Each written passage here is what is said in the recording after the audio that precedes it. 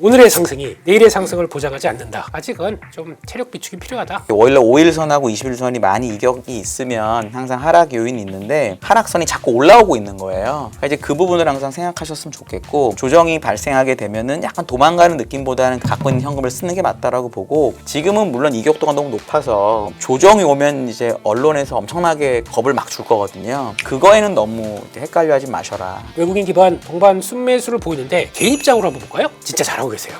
빠지면 사고 올라오면 팔고 트레이딩의 핵심 아닙니까? 이렇게 만약 왔다 갔다 하다가 이제 추세적으로 이제 슥 돌아갈 때 이제 그때를 또 나머지는 잘 잡고 계셔야겠죠. 내가 SK하이닉스랑 삼성전자가 없다. 그런데 소부장을 하는 거는 저는 반대. 충분히 SK하이닉스랑 삼성전자로 수익을 냈다. 이런 분들은 약간 뭐 거기서 좀 줄여가지고 소부장 가는 거에 대해서는 저는 매우 충분히 그렇게 할 수 있다고 봐요. 근데 이제 아무것도 없는데 이제 주식을 막 해야 되는데 소부장을 지금 먼저 하겠다는 거는 보나마나 고점에서 사게 될 가능성이 되게 높거든요. 이게 워낙 변동성이 크니까. 네. 저는 조금 마음고생을 많이 하실 수 있다. 반도체 소부장 뭐 이렇게 검색해 보면은 이거 세 가지만 사면 된다 이런 거. 이거 하나로 반도체 소부장 끝 뭐 이런 거 보지 마시고 내가 이 사이클에 될 만한 실적을 보여주는 동참 가능 이런 종목들이 나오기 시작하죠. 딱 보고 계셨다가 너로 정했어. 그런 친구들을 저점에서 한번 탁탁 사서 돼가는 게 아마 삼성전자 하이닉스보다는 수익률이 더 좋으실 거예요. 시장에 대해서 두 분 어떻게 보셨는지 한번 여쭤보도록 할 텐데, 이제 고정 멤버인 대표님께 오늘은 먼저 여쭤보도록 하겠습니다. 일단은 오늘의 상승이 네. 내일의 상승을 보장하지 않는다. 아, 요새 계속 네. 이렇게 조심조심 보수적 약간 그런 얘기를 자주 하세요. 보수적이라기보다 네. 시장이 정신이 없어요. 예, 그냥 왔다 갔다 하는데 이런 데서 그냥 항상 저희는 그래요. 올라가면 이제부터 이제 시작이다. 네. 막 또 여기저기서 다 뜨고 있다가 그 다음날 조정 나오게 되면 또 조용히 있고 그렇죠. 그렇게 하지 마시고요. 예, 지금은 만약에 이제 조정의 패턴이 들어온다라고 하게 되면 이것도 조정이고요. 박스권에서 그냥 왔다 갔다 정신없이 하는 것도 조정이고 네. 어떻게 보면 또 이제 가격이나 기간 조정이 나오는 것도 조정이고 네. 어떤 패턴으로 나오는지 모르겠습니다만 일단 이게 모든 게 다 끝났기 때문에 지금부터 다시 렛츠고라고 하기에는 아직은 좀 체력 비축이 필요하다 이렇게 생각하고 있습니다. 그러면 지난주랑 스탠스가 변하신 게 없는데, 지난주 저랑 방송하고 나서 왜 바로 다음날 사과하셨어요? 사과요? 그걸 또 그냥 밀고 가셨어야죠, 그럼. 보셨어요? 네, 봤죠. 네, 그런 건 또 이제 꼭 아니, 집어내서 난리가 났더라고요. 예, 뭐 잘못 본 거 약간 기간 조정이나 가격 조정을 생각했다가 예, 그게 아니고 또 다시 쭉 올라오게 되면 그렇잖아요. 그래서 혹시나 저 때문에 판단의 혼선을 가져가셨으면 아이, 예, 그런 거죠. 우리가 빨간불, 파란불을 점 찍는 사람들이 아니잖아요. 그거 못 찍으세요? 네? 예, 죄송합니다. 예. 거기에 대한 이제 분석을 해주시니까 뭐 하루하루에 대한 일희일비를 하자는 건 아닌데, 어쨌거나 이렇게 급하게 오르고 5,100선 이상으로 올라갔을 때 또 김민수 대표님께서는 계속 그래도 좀 조심을 하고 비중 조절을 하자라는 스탠스는 유지하고 계시니까 이 부분도 저희가 참고는 하도록 하겠고, 연구위원님께도 여쭤보긴 할 텐데, 사실 오늘장을 어떻게 보셨는지도 궁금하지만 아무래도 해외 증시 글로벌 리서치를 하시다 보니까 상대적으로 그러면 요즘에는 글로벌이 조금 더 덜 어질어질합니까? 국내 증시는 변동성이 너무 심해가지고요. 어떻게 보고 계십니까? 일단 두 번째 질문 먼저 답을 드리면, 변동성이라는 건 원래 주식시장에서 좋은 거예요. 예를 들어 미국은 변동성이 훨씬 작은데 네. 올해 1%쯤 올랐거든요. 이런 장이 좋으신가요? 올해 25% 올랐지만 왔다 갔다 하는 한국장이 좋으신가요? 아유, 한국장이 좋죠. 훨씬 좋을 수밖에 없습니다. 그래서 변동성이 많다는 걸 너무너무 실망하지 마시고 예. 그냥 오르면서 변동성이 있으니까 이걸 즐기는 시장으로 생각하는 게 좀 맞다고 보고요. 미국은 네. 진짜로 수익률이 별로 안 좋고 유럽도 그렇게 좋지는 않고요. 오르긴 하지만 일본이 이제 오늘 이제 다카이치 이슈 때문에 많이 오르긴 했는데 네. 그런 차원으로 보시는 게 맞다라고 생각을 하고요. 그다음에 오늘 장은 저는 21선 지킴이라고 생각을 했는데, 일단 이제 원래 5일선하고 21일선이 많이 이격이 있으면 항상 하락 요인이 있는데, 지난주에 이제 우리 5천을 깼을 때 21일선 근처에 왔었고, 어저께도 근데 어제는 사실 종가는 그 5천 깼을 때 높았음에도 불구하고 21선 깼다 왔거든요. 그건 왜냐하면 21선이 주가가 오르면서 계속 상승했기 때문에 그런 거니까 일단 첫 번째 우리가 생각하는 하락선이 자꾸 올라오고 있는 거예요. 그러니까 이제 그 부분을 항상 생각하셨으면 좋겠고, 종목 중에서도 삼성전자랑 하이닉스랑 코스피까지는 이제 어저께 금요일 날 21선 지키고 지금 오늘 어쨌든 반등을 한 거고, 반면에 자동차 같은 건 이제 21선, 5일선 만난 상태로 지금 이렇게 약간 쐐기가 나오고 있거든요. 그런 거를 보면서 대응하면 좋겠다라고 저는 개인적으로 생각을 하고요. 장기적으로는 작년 여름에 우리 대표님하고 저하고 와서 아직도 기억나는 게 AI 사이클 생각보다 훨씬 길 거다. 그리고 분명한 거는 메모리는 시클리컬한 게 맞기 때문에 분명히 어느 순간에 사이클이 끝나는데 네. 이번 사이클은 좀 길 수도 있다라고 대표님이 얘기를 하셨었거든요. 저는 그게 지금도 유효하다고 생각을 해요. 그래서 조정이 발생하게 되면은 약간 도망가는 느낌보다는 그때는 이제 갖고 있는 현금을 쓰는 게 맞다라고 보고, 지금은 물론 이격도가 너무 높아서 지금 당장 다 사야 되는지도 저도 잘 모르겠는데, 이제 조정이 오면 이제 언론에서 엄청나게 겁을 막 줄 거거든요. 그거에는 너무 헷갈려 하지 마셔라. 그렇게 얘기는 하고 싶습니다, 제가. 알겠습니다. 사실 지난주에도 많이 겁을 먹었었거든요. 하루 급락할 때. 근데 또 지금은 다시 올려가고 있는데 지금은 너무 겁먹진 마셔라 라는 얘기까지 들었고, 오늘 어떻게 하다 보니까 저도 그렇고 위원님도 그렇고 대표님을 많이 이렇게 리스펙 하는 것 같습니다. 왜요? 왜 그러세요? 오늘장 무서워. 그러지 마세요. 리스펙 하는 만큼 오늘장 깔끔하게 정리 좀 해주시죠. 리퀘스트로 가시죠. 리퀘스트. 예. 그렇습니다. 일단 근데 이게 그런 거 있죠. 어떻게 보면 우리 위원님이 아주 잘 설명해 주셨는데 변동성을 즐겨야 돼요. 예. 즐기면서 아유 그러면 또 밀렸으니까 사봐야지. 아니면 또 좀 몰랐는데 아직 잘 모르겠으니까 좀 정리해야지. 이게 저희가 잘 안 돼요. 어떻게 되냐면은 차트 딱 하고 섰으니까 아우 따라가자 라고 하다가 한번 또 쫙 밀리게 되면 아닌 것 같아. 잘못 산 것 같아. 혹시나 또 손절하고 반대로 가게 될 거죠. 저희가. 그렇죠. 그러니까 그러다가 보면 계좌가 녹는 거잖아요. 그렇지. 소위. 그러니까 그걸 때문에 제가 이제 계속 혹시나 그러니까 현금을 좀 있어야 사고 싶은데 변동성이 터져서 변동성 때문에 밀렸다. 그러면 사야 될 것 같은데 현금이 없어요. 네. 그렇다고 신용 지금 다 대부분 막혀 있습니다. 네. 예, 그런 쪽에서 뭘 못하다 보니까 차라리 그러면 좀 빌려주시든가. 예? 네.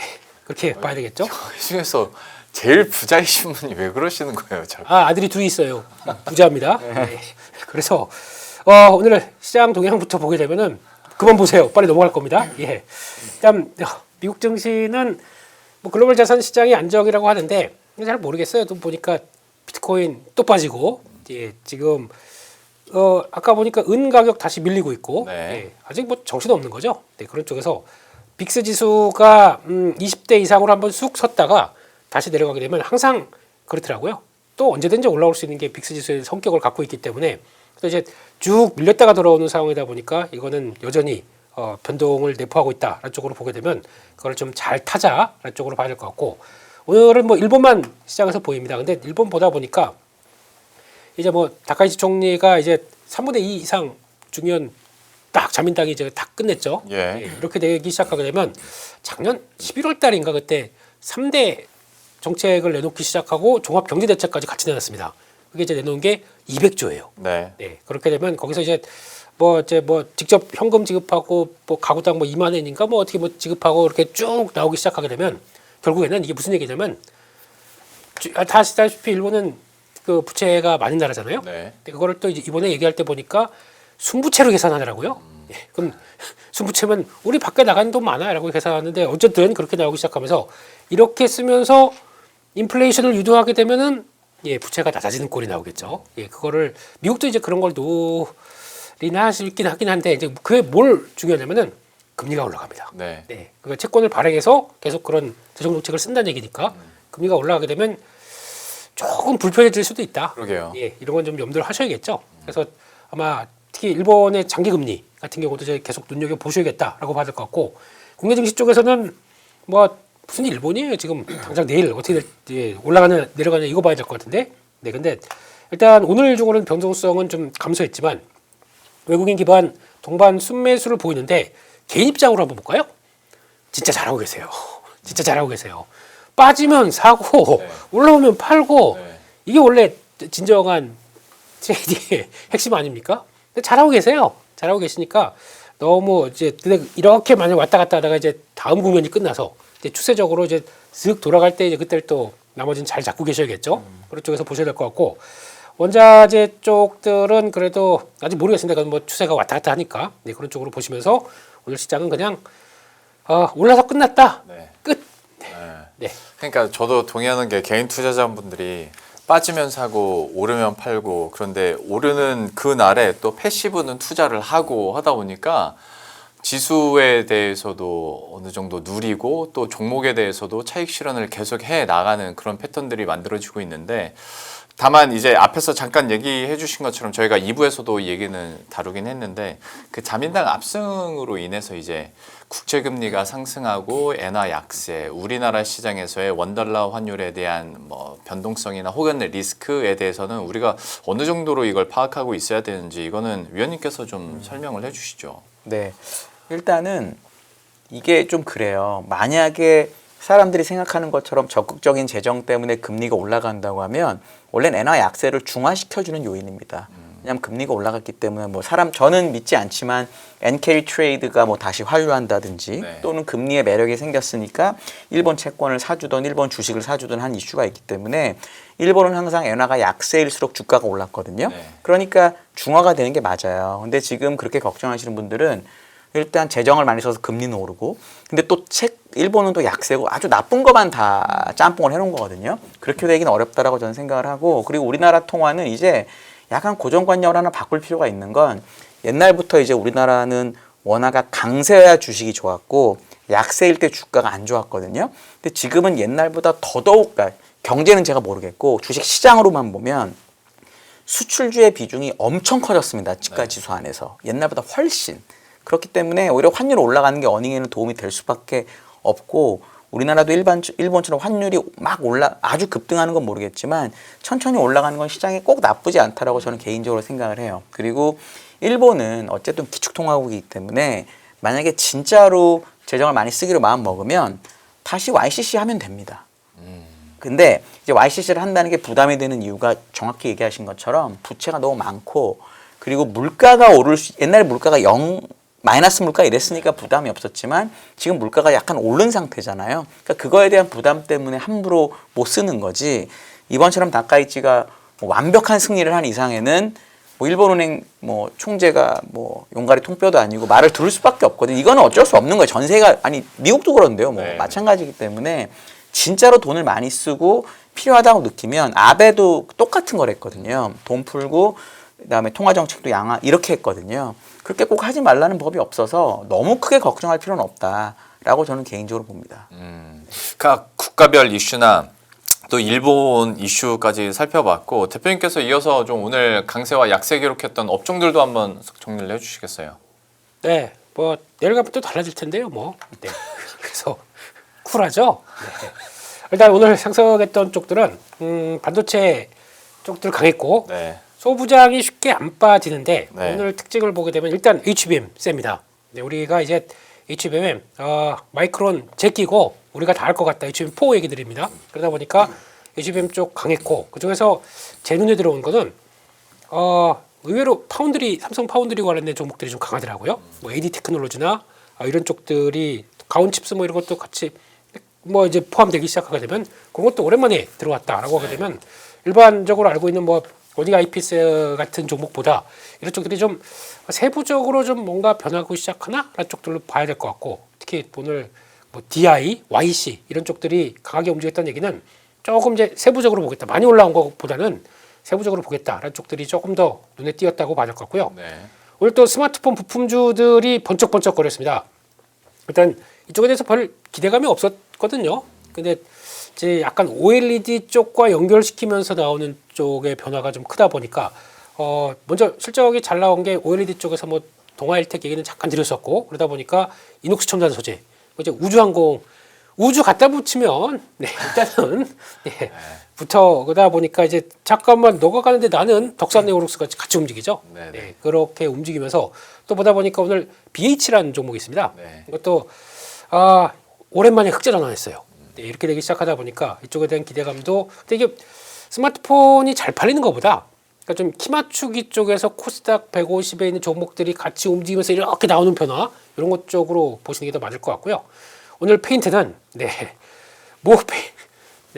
사마 페인트인가요? 이게 네, 또 우리 한화솔루션과 손잡고 새 또 효율 높은 태양광 쪽의 전지 쪽으로 들어간다라고 하다 보니까 페인트 급등 이렇게 가는 것 같고 패스하겠습니다. 뭐 잘 모르겠어요. 아는 내용들은. 네, 건설 쪽들은 그래도 오늘 오랜만에 또 DLENC인가 이것도 강하게 들어오면서 건설 쪽도 강했다라고 봐야 될 것 같고 태양광이 주도를 하고 있어요. 네. 예, 태양광은 역시나 강한 모습들인데 그냥 우주 붙었다. 예, 거기서 이제 봐야 될 것 같고 근데 아마 이게 좀 실체가 좀 보여줘야 될 것 같은데 아직 예 그런 테마적인 느낌이 좀 더 강하면서 이쪽도 그러니까 쇼 커버링이 강한 거죠. 그렇게 들어오는 것 같고 원자력 쪽 오늘 강했고요. 이제 또 한미 협상을 통해서 어떤 이제 지금 관세 낮출 쪽은 그래서 우리가 원자력 가서 지어주는 거 예, 이런 얘기들 나오다 보니까 원자력 강했고 태양광 원자력이다 보니까 에너지 쪽 강했는데 그러면 전력 설비 전선도 따라가야죠. 그런 느낌으로 강했고 타이어는 요즘에 실적 잘 나왔습니다. 그래서 지난번에 한번 코오롱 인더에 대해서 얘기를 잠깐 언급을 드렸었는데 그게 이제 약간 또 우주 예. 아라미스 이게 거기 가서 아라미드가 거기 가셨습니까, 위원님? 쓴다니까 쓰나 보죠. 예. 맞겠죠. 예. 또 전문가들이 얘기하는데 그런 거. 예. 그 방탄 소재가 네. 우주에서 우주 외계인들 만나면은 방탄복 입고 있어야죠. 웃지 마세요. 예, 심각합니다. 예. 이렇게 나온 것 같고 STO 쪽도 오늘 강했습니다. 또 이제 조만간 정부 주도로 어제 또 스테이블 코인과 이제 결론 내린다라는 쪽이 나오다 보니까 또 강했다는 쪽이고 네. 하락 쪽은 시장이 약했을 때 강한 게 또 강하면 약하더라고요. 예. 그러다 보니까 내수 여행 쪽들 조금 주춤했고 재건주는 하루 만에 또 빠지고 그렇죠. 그리고 재건주 약간 위축되고 남북기업 쪽도 테마적인 움직임은 일단 뭐 시장 강할 때는 잘 안 본다 그렇게 봐야 될 것 같습니다. 예. 앞에서 설명을 해준 것처럼 우주 테마 하나로 산업이 대통합이 이루어지고 있습니다. 태양광, 앞에서 말한 스마트폰 부품주, 오늘 실리콘 응급제도 있었고 뭐 전반적으로 다 우주가 붙어가지고 전력까지도 이렇게 오르는 상황인 건데 이거는 좀 잘 옥석은 가리셨으면 좋겠고 얘기를 듣다 보니까 반도체 소부장이 있어서 한번 두 분께 추가로 질문 드리자면 위원님께 먼저 드리자면 그러니까 종합 반도체 기업인 이런 IDM 쪽으로 우리는 계속 갈 것인가 아니면 소부장의 이런 탄력도가 워낙 세서 이제는 소부장으로 개인 투자자들이 더 좀 비중을 실어야 될 때인가에 대해서는 굳이 그러니까 둘 중에 하나에 좀 더 비중을 두자면 위원님의 의견은 어떠세요? 전 이런 생각을 합니다. 수학 옛날에 공부할 때 네. 저는 정석 세대거든요. 오. 일반 수학의 정석이 있고 실력 수학의 정석이 있습니다. 네. 실력 수학의 정석은 파란색 표지가 있는 좀 어려운 문제거든요. 일반 수학의 정석도 풀기도 전에 실력 수학의 정석을 푸는 일은 없어야 되잖아요. 네. 내가 SK하이닉스랑 삼성전자가 없다. 그런데 소부장을 하는 거는 저는 반대이고요. 아하. 제가 만약에 충분히 SK하이닉스랑 삼성전자로 수익을 냈다. 이런 분들은 약간 뭐 거기서 좀 줄여가지고 소부장 가는 거에 대해서는 저는 매우 괜찮은 방법이라고 생각을 하고 미국에서도 사실 ASML 이런 종목들 많이 올랐거든요. 네. 충분히 그렇게 할 수 있다고 봐요. 근데 이제 아무것도 없는데 이제 주식을 막 해야 되는데 소부장을 지금 그걸 먼저 하겠다는 거는 저는 조금 마음고생을 많이 하실 수 있다. 그러니까 예를 들어 대표님 같은 초전문가면 괜찮은데 보나마나 고점에서 사게 될 가능성이 되게 높거든요. 이게 워낙 변동성이 크니까. 네. 그거는 좀 지양하는 게 맞지 않을까라고 저는 보는 편입니다. 현답을 해주셨어요. 대표님께서는 좀 어떤 의견 갖고 계십니까? 성문 영어를 공부하는데 이번엔 영어 성문 영어. 그렇죠. 기초편이 있고 기본 종합이 있죠. 예 이게 네.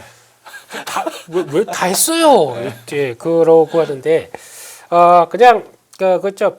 예전에 FM 영어 그 오성식 선생님께서 하시는 네. 그거 듣고 나 영어 잘하는 것 같아. 네. 그래서 막상 미국 나갔더니 그 들은 거와 전혀 차이가 많이 나더라라는 쪽을 느낄 수밖에 없는 거죠. 좀 비슷했나요? 좀? 네. 예.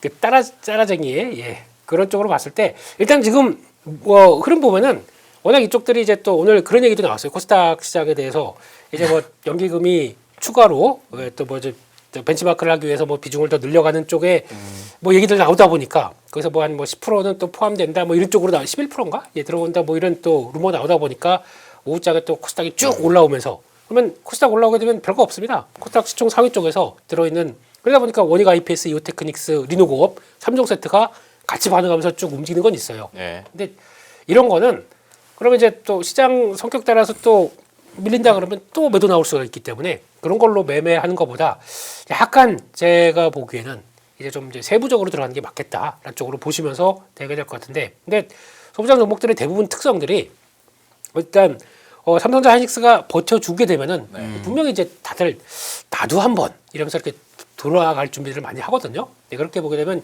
이번에 이제 아마 2월 15일이니까 저희 연휴 전에 네. 까지해서 이제 실적들이 이제 쭉 나올 겁니다. 나오면서 그러니까 적어도 작년 분명히 이제 좀 된다라고 하게 되면 작년 4분기부터 그러니까 이번 실적이죠. 이번 나온 실적부터 뭔가 좀 변화가 들어왔을 거예요.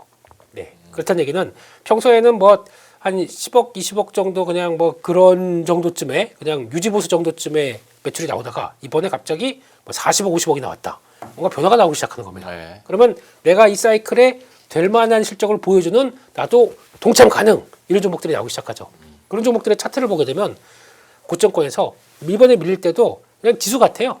중간쯤 밀렸다가 또 올라오고 밀렸다가 또 올라오고 그래서 계속 고점권역에 위치해 있습니다. 그런 쪽들에 대한 얘기는 아 이게 센 종목이구나 보시는데 또 그걸 그냥 너 딱 걸렸어 실적 좋아 나 너 걸렸어 매수 이렇게 하게 되면 그런 타이밍 말고 딱 보고 계셨다가 어차피 이제 박스권에 움직인다 그러면 너로 정했어. 그렇게 되면 그런 친구들을 저점에서 한번 탁탁 사서 돼가는 게 아마 삼성전자 하이닉스보다는 수익률이 더 좋으실 거예요. 그렇겠죠. 네. 근데 그거에 구분 없이 그냥 반도체 소부장 뭐 이렇게 검색해 보면은 그죠 유튜브에 이제 쫙 반도체 소부장 이거 3가지만 사면 된다 이런 거. 네. 이거 하나로 반도체 소부장 끝 뭐 이런 거 보지 마시고 일단 직접 ETF 많습니다. ETF. 또 아우 야또 이제 예. 아니 실제로 근데 워낙 이제 소부장 안에서도 세분화된 ETF들이 많아가지고요. 네, 솔 반도체 ETF 소부장 그거 얘기하시는 진짜 미션이거든요, 미션. ETF 좋은 거 많죠, 진짜로. 네. 하나 거 살래요? 네. 한화에서 나온 거 살래요? 아유, 저희 플러스입니다. 플러스 거. 좋죠. 네. 방산 쪽에서 플러스 K 방산 이거 좋아요. 그럼요. 예. 대표. 잘하고 계시죠? 잘하고 있는 거죠? 저는 운용사라서 그거는 전 증권 소속이라 어쨌든 저희 계열사니까. 네. 규정을 맞추려고 솔과 플러스가 네, 네. 예, 좋다. 네. 잘하고 있는 거죠? 네. 네, 이상입니다. 네. 소부장에 대해서 개별 종목에 대한 투자를 물론 고민하시는 분들도 많을 텐데 위원님께서는 삼성전자랑 SK하이닉스가 없는데 이걸 뛰어든다. 이거는 약간은 좀 갸우뚱하셨고, 근데 갖고 있는데 내가 비중 조절을 조금 하면서 소부장에 투자하겠다. 이거는 오케이라고 얘기를 해주셨어요. 그리고 또 그 세분화된 타이밍이나 투자 전략은 대표님께서도 얘기를 해주셨으니까 참고하시길 바라겠고요. 그 삼성전자나 SK하이닉스에 대해서도 한 번만 더 여쭤보자면 아무래도 HBM4와 관련해서 이제 또 뉴스들이나 모멘텀들이 생길 수 있기 때문에 여기에 대한 의견도 들어보도록 할 텐데 일단 대표님께서 한번 내용 쫙 정리를 해주시고 두 분께 투자 의견도 좀 듣겠습니다. 네, 일단은 요거부터 잠깐 보시죠. 이게 또 기초부터 네. 들어가는 예. 요즘 말이 많은 이제 루빈 시리즈 나와서 이제 블랙웰 다음에 루빈 시리즈가 나온다 하는데 이제 베라 루빈이라고 하게 되면 이제 베라가 CPU를 얘기하는 거고 루빈이 그 다음에 GPU를 얘기하는 건데 딱 합쳐 보면 베라 베스킨라빈스 아니고요. 예, 그냥 베라 얘기를 하시면서 보셔야 이거 돼요. 웃어주시면 안 돼요. 저 진행할 때 저 냉정합니다 이런 거는. 저 이게 이게 안 웃겨서 됩니다. 그런 게 아니라 저도 그 생각을 하고 있었는데 방금 전에 저희 담당 PD도 저 드립을 할 줄 알았다라고 해서 저도 웃었습니다. 냉정해야 됩니다 이런 건 진짜. 빨리 하시죠. 네, 그냥 다음에 또 첨단 드립으로 찾아오겠습니다. 네, 그래서 이렇게 보게 되면 이제 차기작인데 HBM4 8개가 탑재된다고 얘기를 하고 있고요. 그러다 보니까 블랙웰 대비해서 이게 제일 중요합니다. AI 추론입니다. 네. 그러니까 물론 이걸 추론만 하는 것도 아닌데 추론에 좀 더 특화하기 위해서 성능이 5배, 학습도 3.5배. 근데 잘 보시게 되면 성능 추론 쪽에 더 강화되어 있습니다. 네. 그러다 보니까 저희가 이제 루빈 시리즈가 들어오게 되면 이게 하나의 또 대세로 자리 잡겠구나라고 하는데 이게 언제 들어오냐면 일단 올해 여름, 그러니까 지금부터 준비해 여름부터 출시가 되기 시작하겠죠. 그래서 그렇게 나오는데 이번에 엔비디아 GTC 이건 또 항상 시장에서 관심이 많은 행사 아닙니까? 거기서 이제 자세히 공개를 하는데 그때 또 요때 아마 요 베라 루빈 시리즈만 얘기하는 게 아니라 네.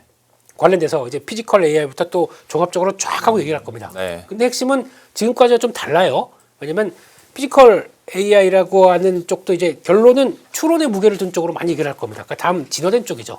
그러니까 보통 시장에서는 그래요. 그러다 보니까 AI 관련된 쪽에서 요즘 뭐 하드웨어도 빠지고 소프트웨어도 빠지고 막 그런 얘기 나오는데 네. 그런 걸 항상 종결자는 엔비디아가 만들어줬다. 라고 하다 보니까 그런데 실적 발표하고 그 다음에 GTC 나올 때 그때에 대한 변화를 많이 보셔야 된다라고 봐야 될 것 같고 그런 쪽으로 보다 보니까 이제 다음은 울트라 또 하반기 들어가고 거기다가 파인만 이게 2028년 이건 이제 아예 다시 셋업되는 거죠. 그런 쪽으로 나올 것 같다라고 하게 되면 계속 진화를 합니다. 그런 쪽인데 일단 여기서 보시게 되면은 지금 이번에 이 베라 루빈으로 들어가는데 HBM4 공급사가 두 곳으로 압축됐다라고 하는데 일단 뭐 출처가 테크 파워업이라고 하는데 아시는 데세요? 아니요. 모르겠습니다. 일단은 그렇게 하면서 중국발로 이렇게 해서 들어오기 시작하더라고요. 근데 뭐 그러다 보니까 이제 일단 마이크론 테크놀로지가 흔들리는 거 보니까 인정은 어느 정도 하는 게 아닌가 네. 생각되고 있고요. 그런 쪽에서 일단 이쪽으로 봤을 때 HBM 공급에서 완전히 제외됐다. 설계 수적으로 또 이번에 루빈 시리즈를 약간 레벨업을 살짝 더 시켰어요. 근데 거기를 못 따라온다고 얘기를 하더라고요. 네. 그러다 보니까 지금은 HBM4는 하이닉스 70%, 삼성전자 30% 이렇게 해서 공급을 할 것이다라고 하는데 주말에 나왔던 얘기 보니까 실리콘밸리에 가면은 네. 99인 치킨이라고 있대요. 예. 99 치킨. 네. 치킨이 아니고 비둘기 아니에요? 99 치킨이라고 있는데 위에서 절대 웃지 말라고 그래가지고. 위원님은 이렇게 잘 받아주시는데 제가 뭘 받았으면 저 아무것도 안 했는데요. 아 그래요? 네, 어쨌든. 네, 구구 치킨 비둘기 아니고 치킨이라고 합니다. 네. 거기서 우리 또 만나셨대요. 이번에는 이제 최 회장님과 SK하이닉스의 최 회장님과 진순왕 선생님과 거기서 딸들까지도 같이 만나서 회동을 했다고 그래서 거기 사인한 게 또 있더라고 하더라고요. 네, 네, 네. 그래서 이번에 깐부 치킨 외에 이쪽으로 들어갔던 얘기는 요거를 좀 더 강화시키는 내용들이었죠. 어차피 이번에는 하이닉스 네가 할 일이 좀 많아라고 하면서 어깨 툭 치면서 그런 쪽에 느낌이 아니었을까라고 하다 보니까 그렇게 좀 바라보고 있는 것 같고 그렇게 되면은 근데 아직까지는 HBM4 쪽은 일단 합성자가 들어온다고 하는데 아직 공급량이 그렇게 크지 않다 보니까 물량이나 그리고 가격 측면 쪽은 아직 하이닉스가 더 유리한 게 아니냐 네. 이쪽으로 바라보고 있는 상황들이고요. 그런 쪽에서 그래도 그렇다고 해서 마이크론이 다 끝나는 게냐 아닙니다. 아까 말했던 베라 쪽에 그 CPU 있죠. 이쪽에는 LPDDR5를 공급한다고 합니다. 그렇게 되면은 일단 그러면 삼성, 하이닉스, HBM4 이쪽은 LPDDR5 이렇게 약간 구분해서 엔비디아가 받지 않나라는 쪽으로 바라보고 있는데 그러면 마이크론이 그쪽에서는 최대 또는 사실상 단독 공급사다라고 하게 되면 여기서 또 DDR5도 만만치 않아요. 지금 가격들이 쭉 올라가지고 이것도 어떻게 보면 HBM보다 지금 당장은 수익성이 더 높습니다. 그렇기 때문에 마이크론이 절대적으로 불리하냐? 또 그게 아닐 수도 있어요. 예. 그렇기 때문에 근데 기술력에 대해서는 못 따라오는구나라고 좀 생각할 수는 있겠죠. 그런 쪽에서 일단 여기 대역폭 때문에 안 된다고 얘기 나왔는데 그렇게 되기 시작하게 되면 일단은 약간 좀 2파전 쪽으로 벌어지고 있다. 그런 쪽으로 봐야 될 것 같고 그래서 이걸로 끝나느냐? 아닙니다. HBM4E가 있죠 또. 네. 이걸로 나갔을 때는 아까 이제 루빈 울트라 쪽으로 나갈 때 그때는 또 지형이 어떻게 바뀔지 모릅니다. 근데 일단 이쪽에서 당장은 승자는 또 하이닉스가 이제 슬쩍 미소를 짓고는 있겠는데 근데 이것뿐만 아니에요. 지금 뭐 메모리 쪽에서는 D램도 그러고 있고 이제 올해 또 낸드 쪽도 좀 탄력들이 워낙 강하게 움직이고 있기 때문에 이런 쪽에서 일단 변화는 지금 진행되고 있다. 라는 쪽으로 보셨으면 좋겠습니다. 예. 참 근데 얘기를 하다 보면 우리가 뭐 미국에서도 저희가 앞에서 소프트웨어 얘기 잠깐 했습니다만 AI 관련돼서는 그러니까 설비 투자를 계속 하면서 돈을 쓰는 데는 주가가 좀 힘이 빠지고 있고 결국에는 이렇게 물량을 받아가지고 공급을 해내고 있는 이런 파운드리나 메모리 쪽에 대한 기대감들 계속 얘기를 뉴스화 시킬 수밖에 없는데 혹시 이거 그러니까 미국도 M7들이 좀 주춤하고 있기도 하고 이거를 어떻게 아예 판이 좀 달라졌다고 봐야 되는 건지 좀 의미부여를 어떻게 해야 될지도 판단을 해야 될지도 좀 궁금하긴 합니다. 여기에 대해서 위원님은 해외 증시랑 연동해서 봤을 때는 좀 어떻게 평가하십니까? 네, 사실 엔비디아가 이제 핵심적인 회사일 수밖에 없고요. 엔비디아가 작년 한 8월, 9월부터 지금 한 180달러에서 200달러 사이에서 계속 기고 있습니다. 네. 그리고 마이크로소프트나 이런 거는 고점에서 많이 밀려 있기도 하고. 근데 이제 냉정하게 생각해 보시면 뭐 마이크론이 뭐 LPDA, DDR을 하든 뭐라든 결국은 부품을 만드는 회사인 거잖아요. 하이닉스가 됐든 삼성전자가 됐든 그 부품을 받아가지고 누군가가 중간재를 만들고 그 중간재를 받아서 빅테크가 물건하고 서비스를 파는 거잖아요. 그렇죠. 근데 만약에 이렇게 비싸진 가격으로 빅테크나 엔비디아가 마진을 다 못 누리면 결국은 다시 이쪽에 가격을 깎아달라고 할 수밖에 없는 거예요. 그러니까 둘 중에 하나는 뭔가가 틀린 거죠. 지금은 올해 우리나라 실적이 엄청나게 많이 나고 내년도 많이 나고 한다는 건 이게 좀 오래 간다는 거잖아요. 네. 그리고 이번 4분기 실적 발표를 보면 빅테크들이 전부 다 문제 없다고 말은 일단 했거든요. 문제가 없다. 근데도 일단 시장은 이제 엔비디아 실적이 25일에 나오니까 그때 확인하고 가자고 이렇게 하고 있지만 만약에 진짜 빅테크가 문제 없다는 거를 받아들여서 우리나라 SK하이닉스랑 삼성전자랑 마이크론이 좋은 거라면 다시 빅테크가 가겠죠.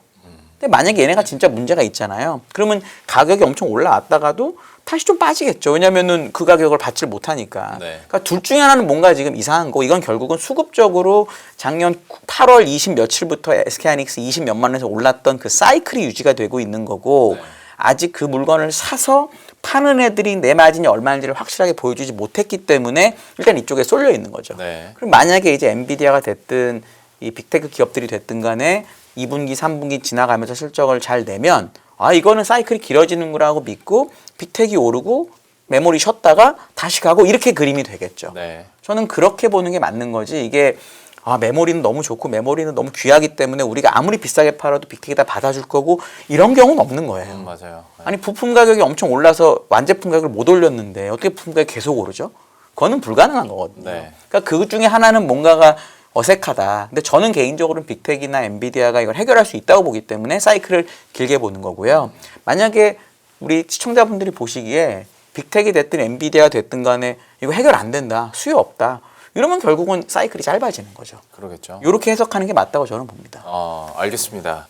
그 안 맞는 억각기가 어디서 맞물릴지 모르겠는데 거기에 대한 그래서 재평가도 좀 이루어지긴 해야 될 것 같고 근데 어쨌거나 지금 현상으로만 봤을 때는 AI라는 그 생태계 안에 돈이 어마어마하게 들어가고 있지 않습니까? 그래서 지금은 그 메모리 쪽의 수혜를 받고 있는 건데 이 돈의 최대 수혜자는 결국 어디가 될까? 혹은 최종 수혜자는 어디가 될까에 대해서도 그림을 그래서 다시 그려야 될 것 같습니다. 여기에 대해서 대표님께서는 좀 어떻게 파악하고 계십니까? 결국에 그게 그거죠. 지금 이제 투자자들이 이제 깐깐하기 시작하다 보니까 네. 지금 이제 AI 얘기한 지가 벌써 3년 4년이 됐어요. 그렇죠. 예. 처음 AI 나왔을 때는 아예 테마 줘 갖고 뭘 그렇게 열심히 하시나 이렇게 얘기를 했는데 지금 그런 얘기 안 하죠. 이게 진심으로 바뀐 상황들이고 그렇게 되면은 좀 오래되다 보니까 재료의 참신성은 많이 떨어집니다. 투자자 입장으로만 볼게요. 그러면 이 회사는 뭐든지 잘해야 돼요. 그렇게 많이 주가도 올랐고 밸류도 높다고 하게 되면 다 잘해야 됩니다. 투자도 잘하고 수익도 벌고. 근데 수익을 내는데 그 항목 중에서 뭐 하나, 뭐만 약간 성장률이 좀 꺾였어요. 지난 분기 대비 아니면 전년도 다 봐요, 다 봐 이거를. 거기서 뭐 하나 꺾였다 그러면 일단 아닌가 봐 이렇게 바라보는 거죠. 그게 제일 중요한 것 같고. 근데 요거 한번 그림 보시게 되면은 일단 지금 결국 그거죠. 요 안에서 다 해먹고 있네 이런 느낌이죠. 너희들이 이제 앞으로 이제 에이전트로 가기 시작하면서 이렇게 들어오는데 서버 임대하고 플랫폼 만들 때 그러면 거기 자금 부족하다 그러면 이제 엔비디아가 뭐 투자하고 그러면 결국 그 돈이 그 돈 아니야? 라는 쪽으로 해석을 하다 보니까 거기서부터 약간 좀 이제 그 레버리지를 키워서 사업은 하고 있는데 그 결과가 좀 늦게 나오거나 약간만 금리가 튀어버리거나 이렇게 되면은 다 영향받는 거 아니야라고 생각하다 보니까 그런데 근데 그거는 일시적 중간중간에 나올 수 있는 얘기들인 것 같습니다. 그럼에도 불구하고 이 상황들이 크게 변화가 없다라고 하게 되면 제일 중요한 게 이제 뭐 금광 시대 네. 곡괭이나 청바지를 만든다라고 하는 쪽들이 이제 결국은 요쪽들이죠. 네. 그래서 필요하다. 그럼 그게 이제 들어가기 시작하면서 그게 나오는 거 같고 요 두 개는 이제 거의 비슷하게 봐야겠죠. 그러면 이게 그냥 학습하고 추론할 때 그냥 할 수 있겠느냐? 바로 플랫폼 그 클라우드로 가서 그 데이터 센터 늘리고 하는 요 과정 중에서 두 번째인데 잘 보시게 되면은 첫 번째와 끝에와 1번과 4번은 큰 의미가 그렇게 기조가 그렇게 크게 흔들리지 않아요. 근데 여기서 레버리지를 많이 키웠다고 하는 쪽에서 여기서 왔다 갔다 하는 느낌이 나죠. 네. 그래도 알파벳 정도는 다 잘하고 있네라고 하다 보니까 그나마 믿어주는데 나머지 아마존 이거 봐라 이런 쪽들이고 거기다가 또 코파일럿 마이크로소프트 이거 봐라 이런 느낌이다 보니까 거기서 좀 약간 좀 기스가 나게 되면 바로바로 주가는 반영이 되고 있구나. 앞쪽에서 일단 큰 그림상은 여기서 계속 이제 돌아가는 건 맞는데, 그러니까 아마 이제 여기서 이제 다음으로 넘어갈 때 AI 서비스하는 쪽들 있죠. 네. 여기서 이제 결국은 이것들이 다 소프트웨어 쪽에서 내가 이걸 보여주겠습니다라고 하는 나오는 과정 쪽에서 이게 얼마큼 경쟁력이 있느냐에 따라서 앞으로 이제 주도가 좀 바뀌어질 것 같습니다. 특히 이제 요즘 엔트로픽 얘기 많이 나오잖아요. 네. 그쪽에서 클로드 얘기가 되게 많이 나와요. 그래서 뭐 이것도 잘하고 저것도 잘하고 그러다 보니까 글로 쏠리는 거 아니야? 그러니까 오히려 제미나이가 이쪽한테 조금 관심을 뺏기는 느낌이에요. 이러다가 또 이제 노노노 예 그러면서 이제 챗GPT는 이제 샘 울트만 선생님이 개발자 엔지니어 느낌보다 네. 마케터로 좀 바뀌어 있어요.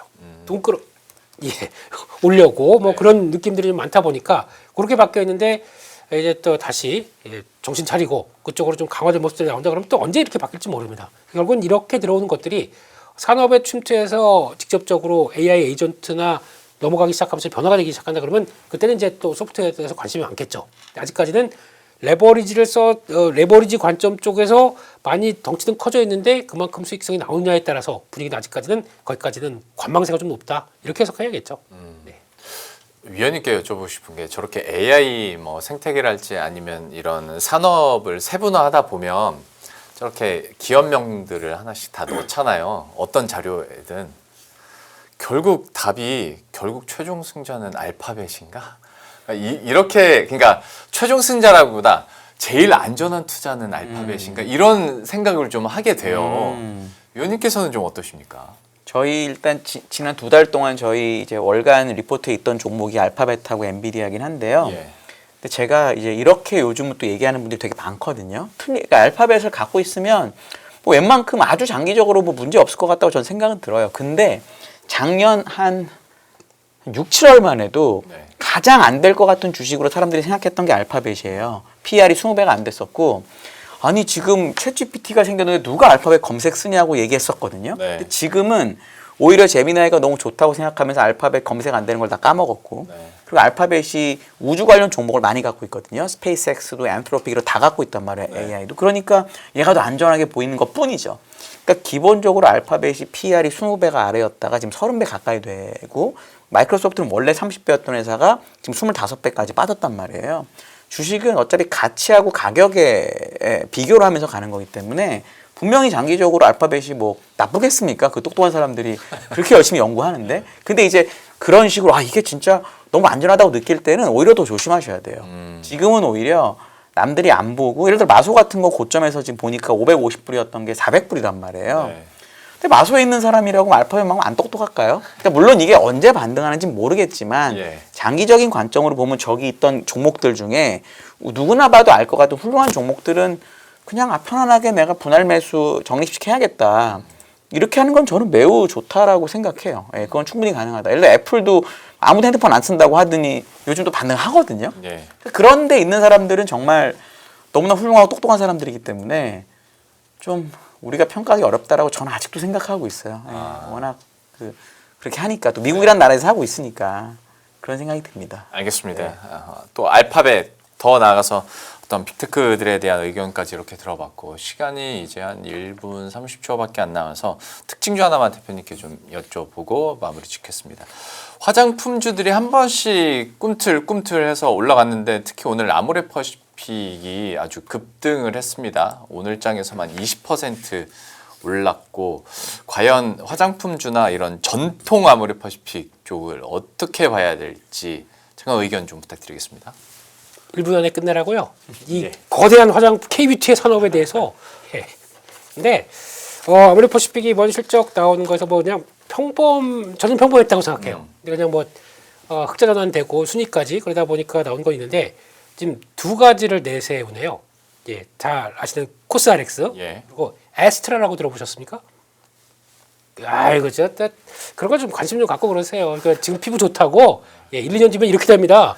조심하셔야 돼요. 예, 그래서 이게 의외로 좀 많이 더마 쪽인데 네. 모공 축소하고 저도 주방 권유를 한번 쓰고 있거든요. 와이프가 그래요. 권유가지고 써보고 있거든요. 네네.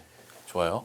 아직 자주 발라야 되는데 그걸 못하다 보니까 근데 그게 의외로 사람들 반응이 좋더라고요. 네, 그런 쪽에서 그걸 세일한다 그러면 막 몰려가고 있고. 그러니까 이 두 축이 코스알엑스와 에스트라라고 보시면 될 것 같고 이게 같이 결합해서 지금 이번에 보니까 북미 쪽보다도 중동, 아프리카, 그 유럽 이쪽으로 좀 변화가 되기 시작하다 보니까 거기서 이제 성기를 잡는다 그러면 아마 변화가 될 수 있겠다라고 보는데 일단은 오늘은 쇼커버링이에요. 네, 그렇게 생각하시고 쫓아가지 말자. 네. 다시 누릴 때 보자. 그렇게 봐야 될 것 같습니다.